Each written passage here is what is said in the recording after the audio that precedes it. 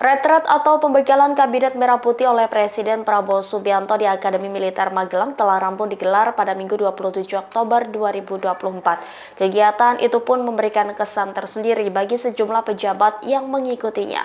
Salah satunya adalah Menteri Koperasi Budi Aris Setiadi. Budi Ari menyebut acara retret di Akmil Magelang semakin menegaskan akan pentingnya kedisiplinan, loyalitas, dan semangat kebersamaan dalam upaya membangun bangsa.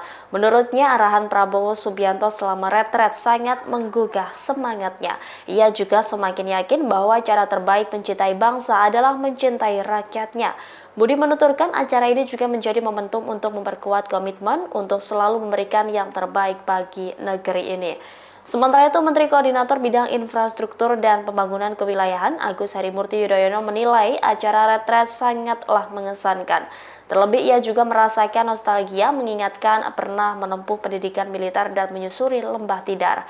Sementara itu, Menteri BUMN Erick Thohir juga berkomentar terkait retret.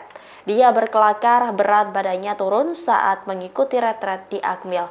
Ada juga Menko Pangan Zulkifli Hasan yang memberikan acungan jempol terkait kegiatan retret. Dia menyebut kegiatan retret Kabinet Merah Putih luar biasa. Sedangkan Wakil Menteri Desa Ahmad Riza Patria mengaku dirinya tidak merasa capek selama menjalani retret di Akmil Magelang.